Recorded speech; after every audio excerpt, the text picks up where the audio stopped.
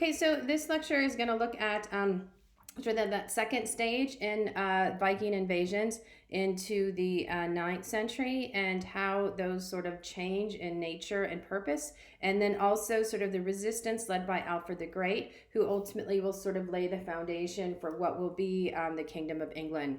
There's a lot of great images from this period, and this one obviously shows sort of these Viking ships.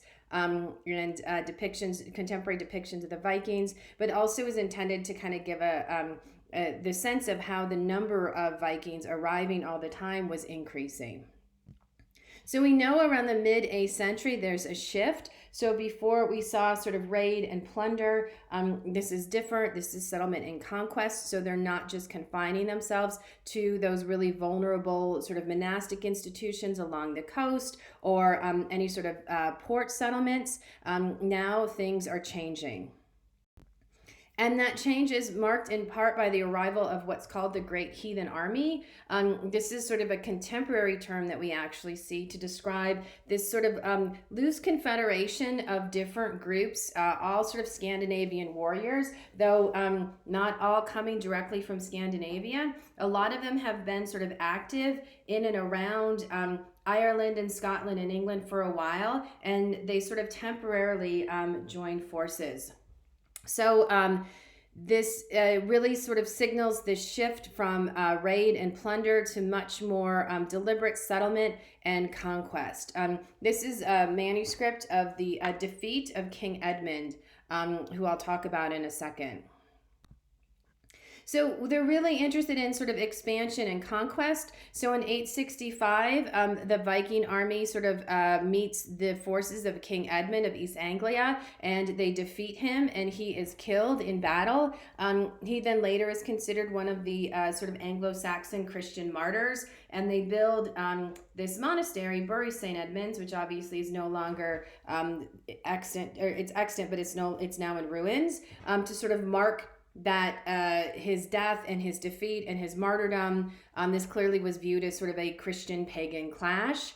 In 866, the city of York was taken by sort of another arm of the Great Heathen Army, led by Haldan and Ivar the Boneless. These men had been sort of focusing their attentions on Ireland in the previous few years, and now they sort of moved into York.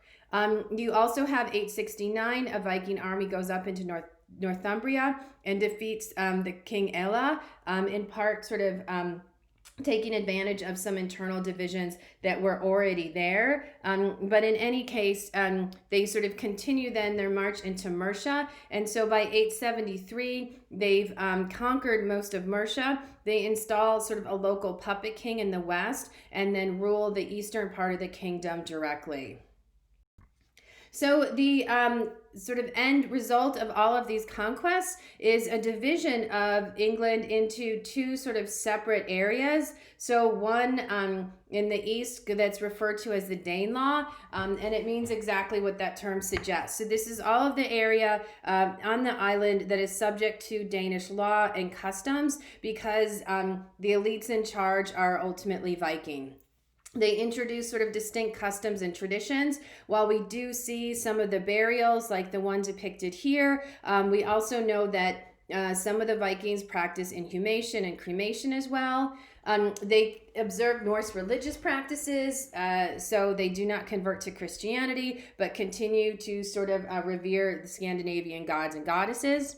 We know they extract an enormous amount of tribute from some of the local Anglo-Saxon kings. And so when you hear a term like peace treaty, what that really means is the Vikings say, give us a lot of money or we'll attack you. And a lot of instances, the Anglo-Saxon kings comply because they know they just can't resist the Viking army. And you can see this other sort of image depicted here where they're very upfront about the extent of sort of the slaughter and the damage caused by these marauding Vikings. They do begin, though, to cultivate land, and some of that tribute that they exact isn't just sort of individual wealth, but they also exact promises from Anglo-Saxon kings for provisions, for agricultural supplies to get their these armies, and they're not just soldiers, warriors, but they're also women and children sort of through a winter so that they can buy time to cultivate their own land to rebuild fortifications. So they're very much interested in sort of permanent settlement. And so you can see the reconfiguration here by 886. So all of that purple is that territory referenced as the Danelaw. And then you still have these sort of independent Anglo-Saxon areas, particularly Wessex, but also sort of up in the north a little bit. But at least half of England proper then is subject to Viking control. So the one sort of kingdom that is able to maintain some resistance is that of Wessex, and this happens under King Alfred, who is referred to in England as Alfred the Great, much like Charlemagne, which is French for Charles the Great. Everybody gets their own great king. So Alfred then really is sort of this larger than life figure in English history, and this is literally a larger than life figure of Alfred, a statue. This is a modern statue, but you can find statues like this sort of dotting the landscape of England. And I'll sort of discuss the extent to which Alfred's prominence in history is really well deserved or perhaps a result of the sources. We know that Alfred wasn't initially sort of destined to succeed. His father, Ethelwulf, and you can see the different sort of spellings, whether or not there's an A at the front or an E at the front. The Anglo-Saxon or the Old English usually puts an A there. And Ethel means sort of noble, so it's just sort of an indication that the person comes from a sort of an elite family. So Ethelwulf has 4 sons, and Alfred's the youngest. Then Alfred is actually sent when he's fairly young to Rome. And so he seems to be out of the picture when his elder brothers are sort of battling for succession. Ethelwulf himself travels to Rome sort of towards the end of his life. And on the way back, he stops at the French royal court, and he actually meets the daughter of Charles the Bold, who is the king of France at the time, and he marries her. Her name is Judith. So even though she's 12, and he's 63. This is a very sort of important marriage for him, aligning himself with the royal court of France. When he returns to England, however, when he turns to Wessex, he discovers that in his absence, his son Ethelbald has sort of revolted and has seized control of Wessex. So in part because he's sort of towards the end of his life, he agrees to divide the kingdom until his death, which happened shortly after. And so in 856 he dies, and Ethelbald not only succeeds him as king of Wessex, but marries his stepmother Judith, which is in violation of canon law, but is an indication of how important that alliance with the court of France was perceived to be by the kings of Wessex. Ethelbald, however, in spite of his marriage to Judith, dies.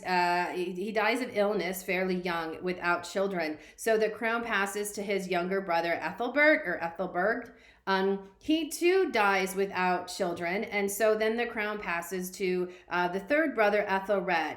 And when Ethelred is on his deathbed, he recognizes that his own son, he does have sons, is too young to really sort of fight, to lead the army in the face of these sort of this Viking pressure. And so he issues a will and designates Alfred as his successor. So Alfred then in 871 succeeds as king of Wessex.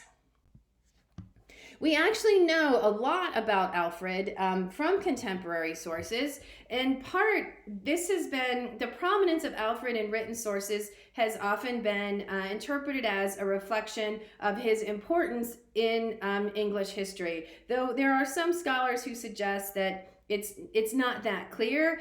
Perhaps he sort of looms large over this period in English history, not because of what he did, but because he was so well documented, as opposed to some of the other Anglo-Saxon kings who just don't leave the sort of documentary record that Alfred did for whatever reason. Not only does Alfred play a very prominent role in the Anglo-Saxon Chronicle, but he actually has his own biographer. So the churchman, the cleric Asser, is brought in from Wales early on, and he writes a biography of Alfred. So we have a lot of information about him. So we know in 853, his father sent him to Rome to be consecrated by the Pope. He probably met Pope Leo and spent some time in Rome. And I think this is really important to recognize how much these kings, even in this early period, were sort of mobile. And also this sort of recognition of the importance of Rome across Western Europe. We do know Asser describes Alfred as extremely pious. So even from a young age, he really struggled sort of trying to restrain some of his carnal urges, his desires, which he felt were in conflict with sort of the demands of his Christian beliefs. And at one point actually asks to be sort of afflicted with a disease because he thinks that he'll make him less interested in things like sex. And it seems to be successful. Alfred, even as an adult, was very, very ill, possibly suffering from something like Crohn's disease, so some sort of intestinal issues. But this didn't stop him from being a very effective warrior. So early on, things do not go so well for Alfred. So in 871, he is defeated by a contingent of the great heathen army at Wilton. Then shortly after that, we know he agrees to a truce with the Vikings. Hostages are exchanged, oaths are taken, and he pays them a lot of money just to sort of buy some time. However, when that truce expires, the Vikings invade the city of Chippenham and force Alfred to flee, which he does. He flees to this sort of remote part of Wessex called the Fens. So this is like marshland. It's not very habitable. You can see this picture here that kind of gives you an idea. That's sort of a monument because he sort of built an encampment here, and he spent several years trying to regroup and organize some sort of defense so that he could then return to Wessex and meet up with the great heathen army. And that's exactly what happens. In May 878. Alfred is able to muster a considerable force of sort of local militia, and he defeats the Viking leader Guthrum at the Battle of Edington. And this is sort of a modern look at where that battle was fought. It was such a resounding victory for Alfred that Guthrum actually, as part of the terms of surrender, agrees to baptism. And a number of Guthrum's followers are baptized as well. In 886, Alfred is able to make significant advances, culminating with the recapture of London. Guthrum is, in part because he agreed to baptism, is sort of allowed to control territory east of the Thames. And then Alfred controls everything west of the Thames. So they sort of establish this dividing boundary between their two domains. While Alfred's military accomplishments are significant, what's perhaps most significant about him is what happens later in terms of the innovations that he introduces that not only sort of strengthen Wessex so that they can eventually expel almost all of those Vikings from England, but also lays the foundation for what's going to be the governing apparatus of England. Alfred is one of the first to resume the minting and issuing of coins, and you can see this is an example of one of the coins that he issues. His face is sort of depicted on one, which is very typical, and this is one of the first places where he claims the title King of the English. So King of the Gens Anglorum, the people of England. And so this is really a significant claim to his authority. His military reforms are essential in terms of their sort of immediate effectiveness. So one of the things that Alfred recognizes is that the Vikings haven't been successful because they outnumber the Anglo-Saxons. It's because the Anglo-Saxons have not been able to match up with them tactically in an effective way. And the Anglo-Saxons like to fight in open pitched battles, and this is not what Vikings do. Vikings are more about sort of hit and run strategy. They're about surprise attacks. And so one of the things he does is he alters the way the Fyrd, F-Y-R-D, this is sort of the local militia. Every able-bodied, free adult male owes the king a certain amount of military service every year. And what Alfred recognizes is he needs them to be more mobile. He needs to be able to summon them more quickly so that when these Viking raids happen or these Viking attacks happen, he can sort of respond immediately. And so what he does is he divides the Fyrd in half. So he puts them on a 6-month rotation. So at any point in time, half his Fyrd is essentially sort of a standing army ready to go at a moment's notice. This also, though, leaves half the army back in the countryside in their villages. So if the Vikings do attack sort of some of those more vulnerable places, they're not completely devoid of men capable of defending them. This really, though, is a small, a short-term solution because it requires a lot of resources. It's very expensive, and so he has to provide for those men while they're mobilized. But also, it means that their labor is lost for the 6 months that they're not back home on the farms. So it's a short-term solution, but it's a very effective solution. The other more lasting sort of innovation is the introduction of burhs or burgs. These are fortified settlements, and he establishes a whole network of them. And the idea is that everybody across Wessex is not further than a 1-day walk from a fortified burg, so about 20 miles. So you're living in a rural village, you hear about the arrival of Vikings. In a day, you can be within this defensive protected location. A lot of them are located along rivers to impede the movement of these Viking ships up and down the rivers. And they tend to have a standardized plan with sort of a high street or a main street running through the center. And then there's sort of crisscrossed by side streets. These are initially sort of military fortifications, but they're also very conducive to commerce. And you can see in the 10th century, these are all the burgs that are reflected in sort of the taxation records. So they're spread out all across Wessex. And on the left, you see the remnants of one of the walls of an early burg that was built under Alfred's command. He also introduces a series of educational reforms.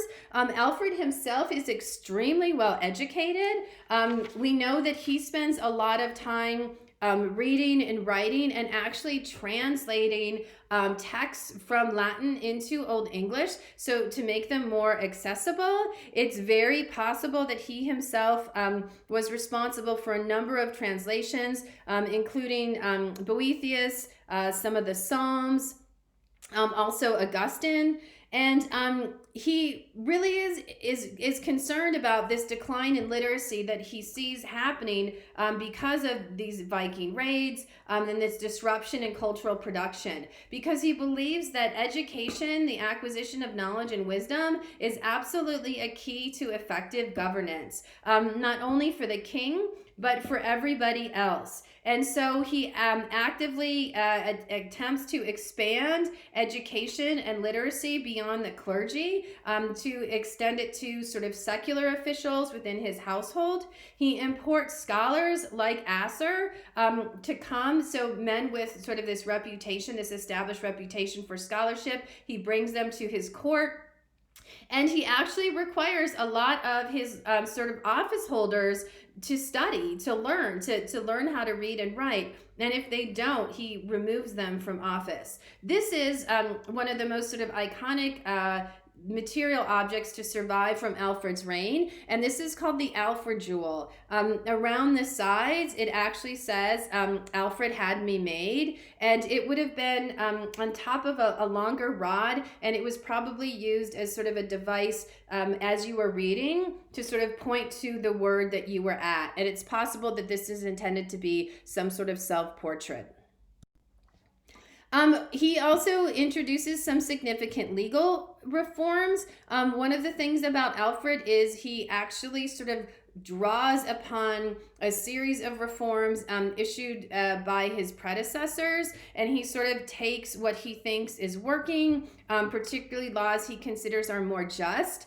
Early Anglo-Saxon law is extraordinarily punitive. Archaeologists have found graves where you have sort of maybe I think the largest has something like 50 men in a grave that have been decapitated. And the conclusion is that those were criminal punishments. So he tries to sort of move away from that sort of corporal punitive punishment into something that allows for more sort of oversight and to sort of establish more sort of peace and stability. He does maintain the universal oath of allegiance. He moves it from 12. All males above the age of 12 had to take it. He moves it up to 16. And he very much, when he issues his series of laws, he couches them in this preface within these sort of biblical antecedents. So he connects to the history of Christian law, so Moses, and then also some of the laws that have come down Leviticus. And so in part because of his own sort of Christian point of view, he very much sort of equates royal law with Christian law. So this sort of, not only do you follow the law because you will be punished if you don't, but you also have this sort of Christian mandate to observe the king's laws. So overall, in terms of legacy, obviously this is really, and this is so much in hindsight, but we know it's really a turning point in Danish incursions. The Danes are not able to continue their push westward, and then under Alfred's successors, we're going to start to see that actually reversed, so that the Danes eventually are pushed out of, at least out of controlling positions in most of England. It would be probably inaccurate to credit Alfred with this entire sort of shift. There probably are some things going on in Scandinavia so that you don't have these continued sort of armies, the same volume of Vikings arriving. And so there's a number of things going on. But obviously, Alfred is instrumental in beginning to turn the tide. Also, we see Alfred as very much the sort of ultimate climax in this trend toward unification that we've been tracking so far. And the first stage in the development of royal government. So through his laws, through these economic introductions, through revamping of the military, through the system of shires that he put into place, he really does begin to lay that foundation for the English monarchy. Also, that is integral with this sort of intellectual revival. If you're going to have any sort of sophisticated royal administration, you need to have educated individuals who can help you in governing, and providing education is essential to making that happen. And in part because Alfred was personally just very, very pious, we see sort of these origins of this idea of England as very much a Christian kingdom.